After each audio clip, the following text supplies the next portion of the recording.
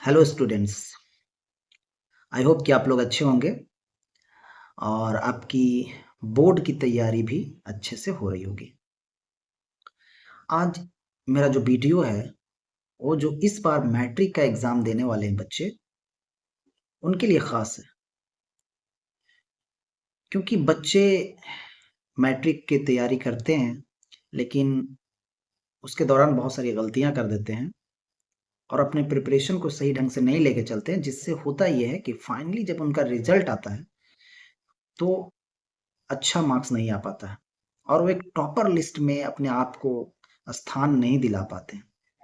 तो आज मैं बात करूंगा कि कैसे आपको बोर्ड एग्जाम की तैयारी करनी है, कैसे आप पढ़ें, कौन कौन से सब्जेक्ट को पढ़ें जिससे आपको ज़्यादा से ज़्यादा मार्क्स आए, आप भी टॉपर लिस्ट में आपका भी नाम आए। तो चलिए शुरू करते हैं वीडियो को। तो अक्सर व बेशतर मैं बच्चों को देखता हूँ बिहार में, ये नैरेटिव्स है कि बच्चे मैथ और साइंस की किताबों को बहुत पढ़ते हैं, बहुत सीरियसली पढ़ते हैं। यानी कि मैं जब बच्चे से पूछता हूँ कि कहाँ ट्यूशन जा रहे हो, तो मैथ का ट्यूशन जा रहा हूँ। कहाँ ट्यूशन जा रहे हो, तो साइंस का ट्यूशन जा रहा हूँ। लेकिन कोई नहीं बोलता कि मैं सोशल साइंस का भी ट्यूशन जा रहा हूँ। कोई नहीं बोलता कि मैं लैंग्वेजेस पढ़ने जा रहा हूँ, मैं हिंदी का ट्यूशन जा रहा हूँ, मैं उर्दू का ट्यूशन जा रहा हूँ, मैं संस्कृत का ट्यूशन जा रहा हूँ। कोई ज़्यादा बच्चे नहीं मिलते ऐसे। सारे बच्चे सिर्फ मैथ साइंस के पीछे भागते हैं। लेकिन मैं बता दूं कि बोर्ड एग्जाम तक आप जिस अभी अवस्था में हैं, जिस स्टेज पे आप हो, तो बोर्ड एग्जाम में 5 सब्जेक्ट मैंडेटरी हैं, कंपलसरी हैं, जिसके मार्क्स आपको जुड़ते हैं। तो आप 2 सब्जेक्ट को ही सिर्फ तैयार करके 200 नंबर ही पढ़ के आप कैसे उम्मीद कर सकते हो कि आपका मार्क्स ज़्यादा आएगा? आप फर्स्ट डिवीज़न से। इसलिए क्या ज़रूरी है कि अभी मैट्रिक स्तर पे बोर्ड एग्जाम तक आपको क्या है, क्लास 10th में आपको जो 5 मैंडेटरी सब्जेक्ट्स हैं जिसके नंबर पूरे कैलकुलेट होते हैं और आपका मार्कशीट बनता है, आप उन पांचों सब्जेक्ट को पढ़ो। ऐसा नहीं कि आप सिर्फ मैथ पढ़ो, मैथ पढ़ोगे तो कितना मार्क्स आएगा? अब 100 नंबर के आप मैथ आते हैं, 100 नंबर का साइंस आता है। सोशल साइंस भी समझना होगा कि 100 ही नंबर का आता है, उसका भी इक्वल वेटेज है नंबर के मामले में। लैंग्वेज भी आप अगर 2 चूज करना है आपको, आप हिंदी उर्दू लिए हो, हिंदी संस्कृत लिए हो, वो भी 100-100 नंबर के आते हैं। तो आपके मार्क्स को अच्छे बनाने में ये भी मददगार होते हैं, लेकिन आप इनको टोटली इग्नोर करते हो और आपको जितना मार्क्स आ जाता है उतना संतुष्टि करना पड़ता है, क्योंकि आप तैयारी करते ही नहीं इन सब का। तो पहले तो मेरा आपसे यही रिक्वेस्ट होगा कि आप सारे सब्जेक्ट को वैल्यू दो, सारे सब्जेक्ट को पढ़ो। कौन सारे सब्जेक्ट को? जो मैट्रिक में जिनका नंबर जुड़ना है, यानी कि मैथमेटिक्स को पढ़ो, साइंस को पढ़ो, सोशल साइंस को भी पढ़ो, लैंग्वेज मदर टंग है उसको पढ़ो, जो सेकेंड लैंग्वेज आपने चूज किया उसको भी पढ़ो। यानी कि 5 सब्जेक्ट का प्रिपरेशन आपको करना है। हर दिन इन 5 सब्जेक्ट्स को पढ़ने हैं। ये आपको एक रूटीन बनाना होगा, इस तरह का टाइम मैनेजमेंट करना होगा।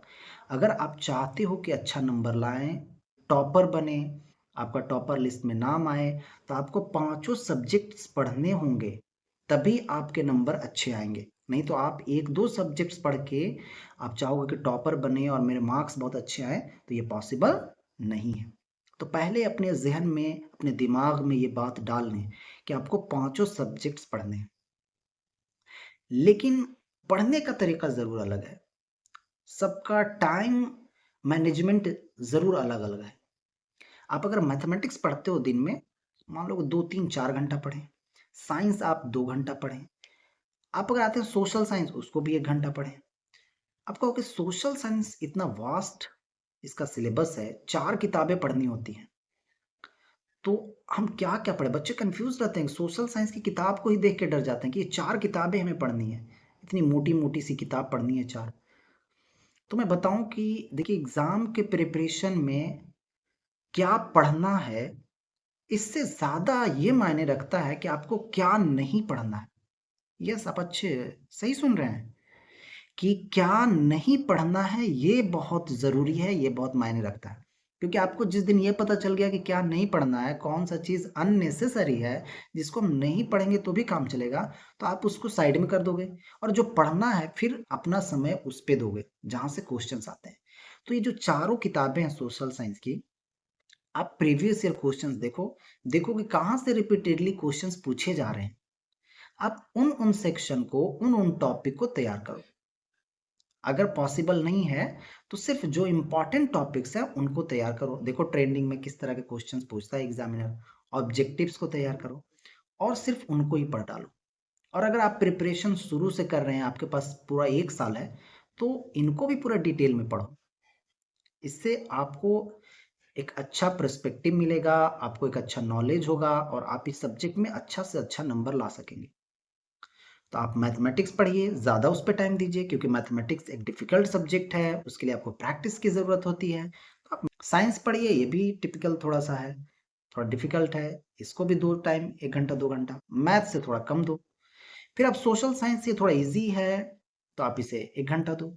फिर आपके लैंग्वेजेस से दो, आपने अगर हिंदी और संस्कृत चूज़ किया, उन्हें भी आधा आधा घंटा दो, हाफ एन आवर उसको भी पढ़ो, ताकि आपका जो प्रिपरेशन हो वो कंप्लीट प्रिपरेशन, ताकि कोई भी सब्जेक्ट्स आपका छूट ना पाए। लेकिन बच्चे सिरे से इग्नोर कर देते हैं लैंग्वेजेस को और सोशल साइंस को, जिससे होता क्या है कि जब उनका फाइनल मार्क्स आता है उसमें वो काफ़ी डिसअपॉइंटेड फील करते हैं, देखते हैं कि उनका मार्क्स बहुत कम आ रहा है। सबसे बड़ा यही रीज़न है। तो मैं अभी बोर्ड के एग्ज़ाम होने में 2025 के 2-3 महीने वक्त हैं, तो मैं आपसे रिक्वेस्ट करूंगा कि अपने प्रिपरेशन स्ट्रेटजी को अगर आप इस तरह से नहीं लेकर चल रहे हो तो अभी से ही लेकर के चलो। अभी से ही, आज से ही आप सारे सब्जेक्ट्स को पढ़ना शुरू कीजिए। और किस तरह से पढ़िए? मैथ पे ज़्यादा वक्त दीजिए क्योंकि मैथ थोड़ा डिफिकल्ट है। उसके बाद थोड़ा वक्त साइंस पे दीजिए ज़्यादा, उसके बाद सोशल साइंस पे टाइम दीजिए, उसके बाद लैंग्वेजेस पे दीजिए। यानी कि ज़्यादा वक्त आपको मैथमेटिक्स पे देना है, क्योंकि मैथमेटिक्स में आप जो तो लिख दोगे तो पास नहीं हो पाओगे। जब तक आप सही कंक्लूजन तक नहीं पहुंचोगे, सही आंसर उसका नहीं लाओगे। साइंस में भी वही हाल है। लेकिन सोशल साइंस में आप थोड़ा इधर उधर करके लिख सकते हो, लैंग्वेजेस में लिख सकते हो, याद करना है वहां पे सिर्फ। तो आप अपने स्ट्रेटेजी को, टाइम मैनेजमेंट कैसे फिक्स करो, मैथ को ज्यादा वक्त दो, साइंस को थोड़ा उससे कम, सोशल साइंस को थोड़ा कम, लैंग्वेजेस को और थोड़ा थोड़ा कम। इस तरह से अपने प्रिपरेशन को लेके चलिए और ये आपको इमेंसली बेनिफिट करेंगे। आप जब फाइनली एग्ज़ाम दे कर के आओगे और अपने मार्क्स देखोगे, तो आपके सारे सब्जेक्ट्स में मार्क्स अच्छे आएँगे। इसका रीज़न क्या होगा कि आपने सारे सब्जेक्ट्स को पढ़ा है। बच्चे साइंस और मैथ को ही क्यों पढ़ते हैं? तो ऐसा माना जाता है कि मैथ पढ़ के ही विद्वान बनते हैं।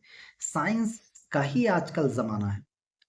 लेकिन कुछ हद तक तो ठीक बातें हैं, ऐसी बात नहीं है।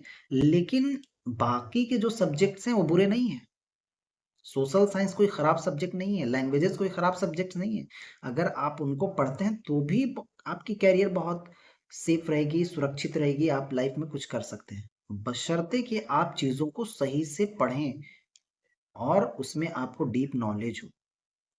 इसीलिए तो अब न्यू एजुकेशन पॉलिसी आई है, उसमें बात किया गया है कि इंजीनियर हो, डॉक्टर, इन लोग को भी सोशल साइंस के सब्जेक्ट्स को पढ़ाना है। क्योंकि जब ये डॉक्टरी और इंजीनियर की ये सब किताबें पढ़ते हैं, तो एक तरह से ये मशीन बन जाते हैं, पैसा छापने की ही बात करते हैं। लेकिन जब वो सोशल साइंस पढ़ते हैं तो एक अच्छा इंसान बनते हैं, एक अच्छा नागरिक बनते हैं, एक अच्छा सिटीजन बनते हैं। इससे देश को फायदा होता है।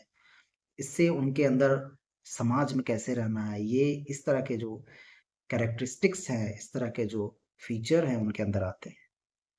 तो आपको ये बातें समझ में आ गई होगी कि आपकी तैयारी को कैसे लेकर के चलना है। तो best of luck for your exams. Thank you.